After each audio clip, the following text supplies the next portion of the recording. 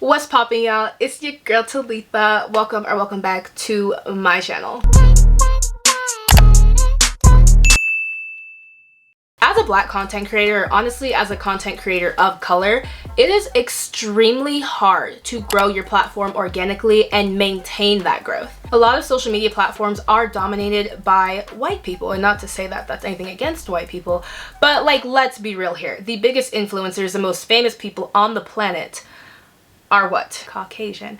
And again, there is nothing wrong with that. That just makes being a content creator of color a little harder, and although it is not fair, there are some ways around it. A lot of us don't get significant growth overnight. It is so rare of a case for a person of color to upload something and it goes viral. Not to say that this doesn't happen, but it is very scarce. Using Instagram, for example, say you post a picture on Instagram and you're used to getting around 200-300 likes.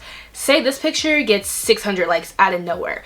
You have found what your audience gravitates towards. When I first started my social media journey, I was posting sporadically makeup things, hair things, outfit things, art things.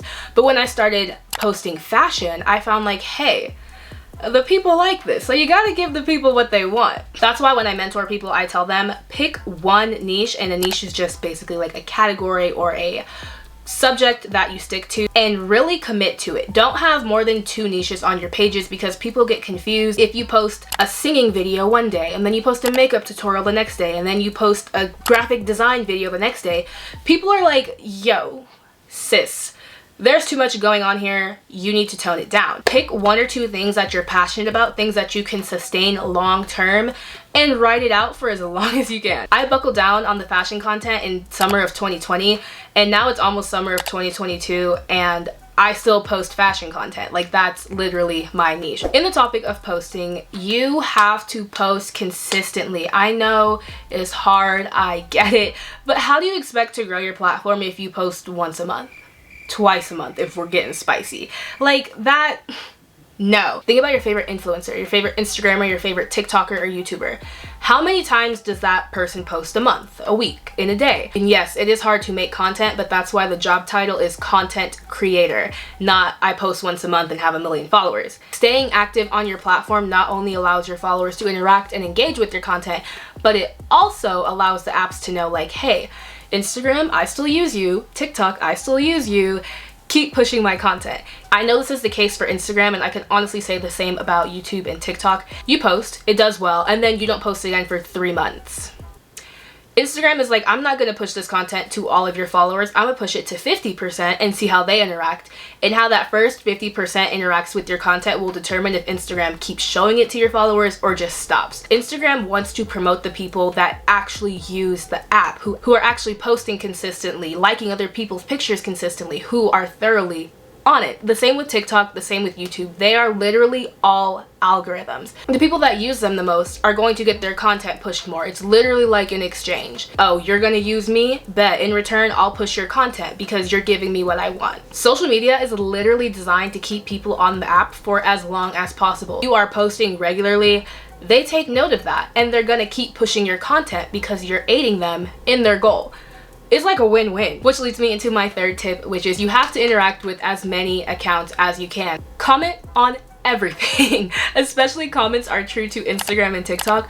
The more you actively engage with other people, again, the more it takes note of that. The benefit of interacting with other accounts is A, not only does it push your content to your followers and put you on explore pages, but B, because you're actively and genuinely interacting with other people's accounts, those people more than likely will interact with you. They will see like, hey, this person's liking my pictures, this person's commenting on my pictures, let me go show them some love as well. So it's like, it's a win-win. The only concern I have for this is make sure you're being genuine. It's so easy to fall into the hole of just commenting heart emojis, just commenting like 100s and with it. This. Be genuine and authentic in your comment. The more specific, the better, because then that creator can be like, hey, this person actually took the time to appreciate something on my post.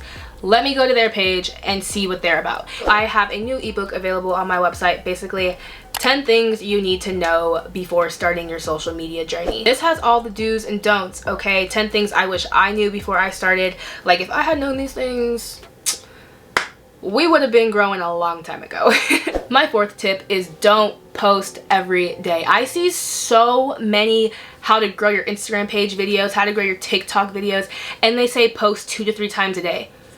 Why would you do that? Absolutely not. That is the quickest way to get shadow banned on any platform, is posting too much.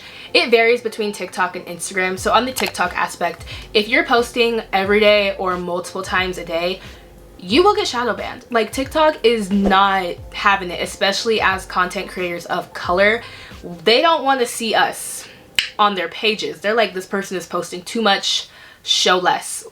They're not going for it. Think about it like dating. If you're talking to someone and they text you every 5 minutes, you're like, chill.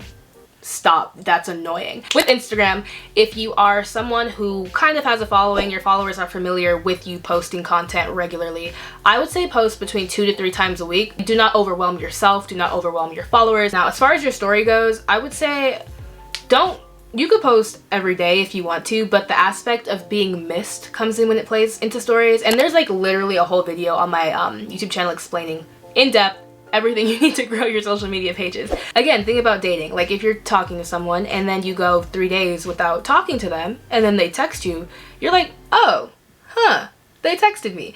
You want them to miss you just a little bit. Slightly toxic. But it's okay. See, there's a reason why I'm single. This is it.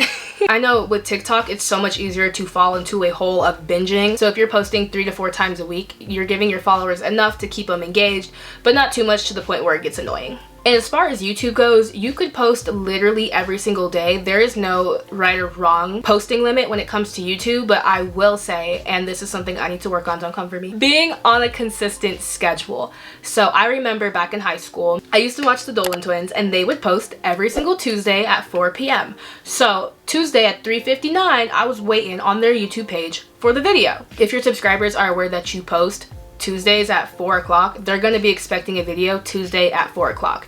If you're posting maybe sometimes on a Wednesday, maybe sometimes on a Friday, maybe sometimes on a Saturday, they're not going to know when to expect a video from you. Therefore, they might miss it, they might skip it, they might not even know that you posted. So being on a consistent schedule is like the key with YouTube. The fifth and final tip for my content creators of color is think about what you have to offer as a content creator. It's easy to fall into the bubble of, I want to be like this person, I want to be like this person, I want to be like this person. You want to offer something that you can't get anywhere else. And I can honestly say there is not many women of color, YouTubers, Instagrammers, TikTokers like me, who literally teach you how to grow your platform, who give you fashion advice, who put on an outfit and make it look great.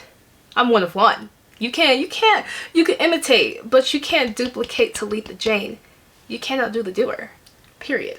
But I say all that to say, I'm doing something that no one else is doing. There might be a few other people, but I can say it's not a heavily saturated category. Figure out what you have to offer that no one else can get from you. So is there like millions of other fashion content creators? Of course.